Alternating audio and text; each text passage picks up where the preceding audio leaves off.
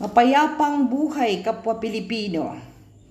Ang tatalakayin po natin sa ating issue ngayon ay ang pag-file ng case sa Congress December 11 kahapon ng afternoon ng mga IP group against Franz Castro. So like in my other segments, gawin po natin ang basic parameters ng pag-question para madali po ang pag-analyze nyo. So, who, what, when, where, why, and how. So, who filed a case against Franz Castro? Ito po ay leader, chieftain ng IP Group, si Dato Alan Kosing. Who is his lawyer? Si Attorney Israelito Turion, na abogado din ng Kingdom of Jesus Christ, Pastor Apollo Kibuloy. Ano po ba ang background ni Attorney Turion? Siya po ay College of Law Dean ng University or College ni Pastor Kibuloy sa Davao. Kaya medyo alam niya ang ginagawa niya kasi hindi ka naman siguro magiging College of Law din kung wala ka ring expertise sa field of law. Ang alam ko kasi sa Commission on Higher Education, bago ka maging dean ng college, kailangan may doctorate degree ka lang. Bukod sa master's degree, may doctorate degree ka. So I could surmise Attorney Turion is not only a lawyer, but he is a master's and a PhD degree holder of Juris Doctor of Law. Okay. What? Ito ay filed case sa Ethics Committee based on Republic Act 6713 or Code of Conduct and Ethical Standards for Public Official. Ang alam ko na pwedeng specific provision dito ay ang sinasabi, let me state the specific provision para hindi po ako mali-mali. All government resources and powers of the respective offices must be employed and used efficiently, effectively, honestly, and economically, particularly to avoid wastage in public funds and revenues. So, yan po. Hindi po sinalaysay sa mga news at masosurmise lang po natin may posibilidad dahil kwene-question ng kampo ng mga pro Vice President Sara Duterte na wala talagang dapat mga ganyang investigation na pending pa ang kaso, pati ang mga documentary evidences na pinalalabas while the case is still pending before the Commission in Audit. And as I said in my separate videos, pati 5th grade na bata or grade 5. Sa panahon nga namin, grade 3, alam na natin ang separation of powers. So, di ba? Basic po na ang mga 3 independent constitutional bodies, the Commission on Audit, COMELEC, at saka Civil Service Commission, ay hindi po pwedeng pakialaman ng any executive, legislative, and judicial body of its original an exclusive jurisdiction. So yun po ang mga stand ng mga kampo ni Vice Presidente Sara Duterte.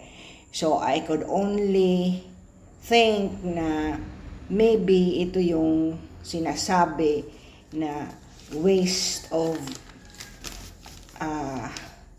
government funds for the supposed legislative inquiry na inabuse pa, alleged abuses ng lagay sana kay Attorney Lopez sa correctional facility. Diba?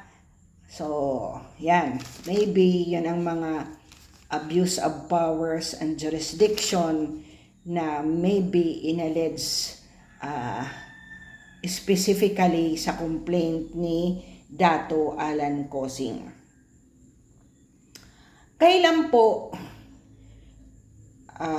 binigyan ng verdict o ruling ng Tagum City Regional Trial Court Branch 2 si Franz Castro and former Bayan Muna Sator Ocampo and 17 others endangering indigenous Lumad children were in Tagum City when the decision was accordingly rendered November of 2018.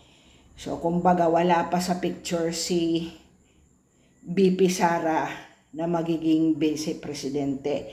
So, kumbaga, inire-raise ngayon ni Franz Castro na siya ay hinaharas.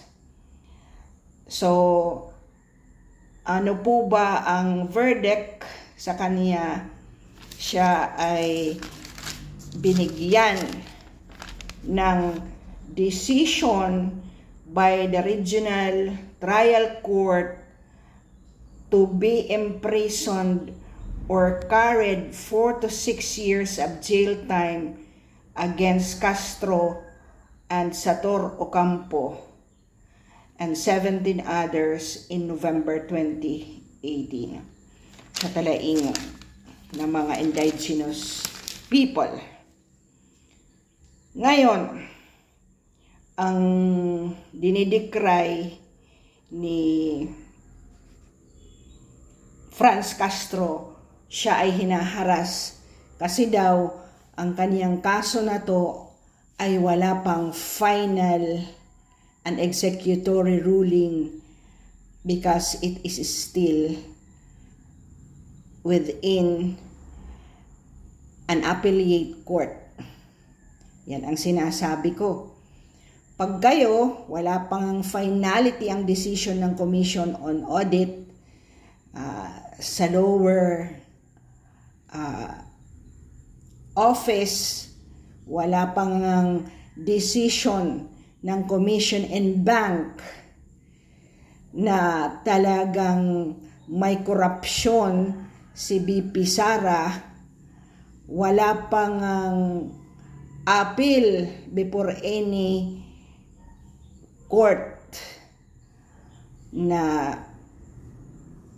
nakabinbin dahil siya ay magsasubmit pa lang ng kaniyang mga evidences and supporting documents to warrant sa kaniyang liquidation, ay binigyan niyo na before the public eyes ng verdict na may korupsyon si BP Sara.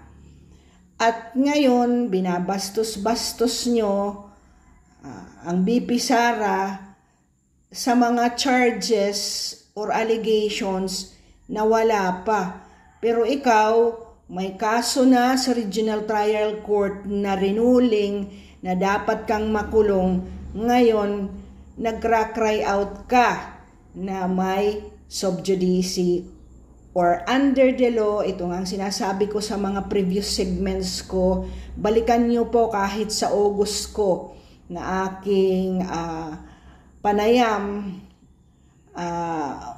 at discussion with my faculty member na tinatanong tungkol sa mga stand ni BP Sara, pending talaga yan. Una talaga ang separation of powers, may respective jurisdiction po ang mga offices, kasi kung walang original and exclusive jurisdiction, sasawsawan ng ibang offices yan. Kaya nga po, Diyos ko po, walang law and order.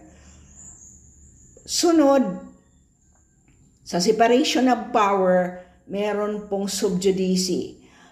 Any case which is still pending in any judicial or quasi-judicial body ay hindi po pwedeng pakialaman ng any other office, not unless it is tainted with national interest, and therefore pwedeng kunin ang isang political issue ng Supreme Court immediately if it endangers the national interest.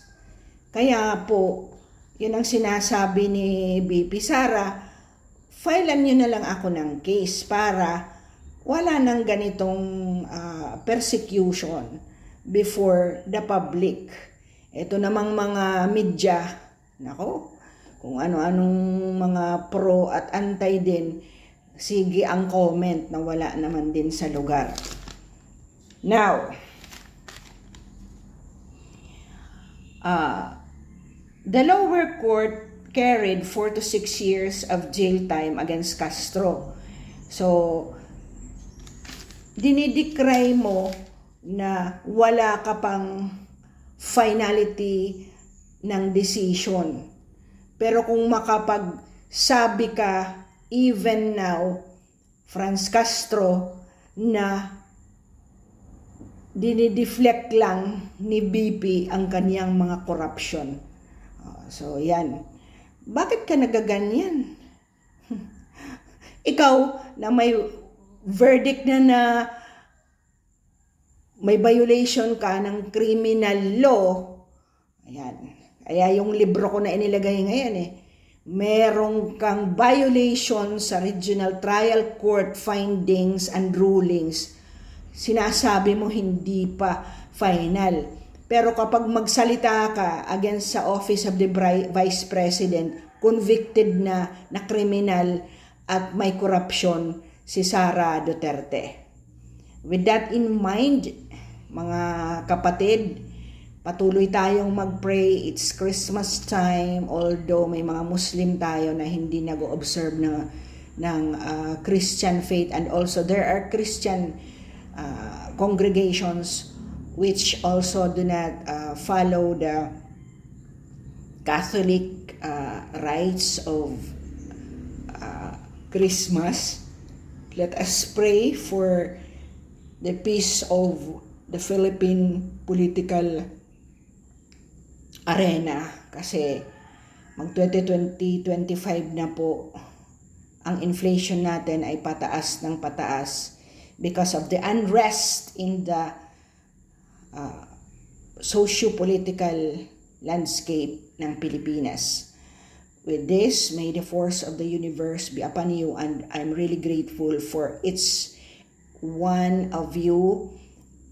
Pumapalo po ako ng nearly 200 views, and ito po ay feeling ko, ito yung mga faithful and loyal people who would really listen to my segments.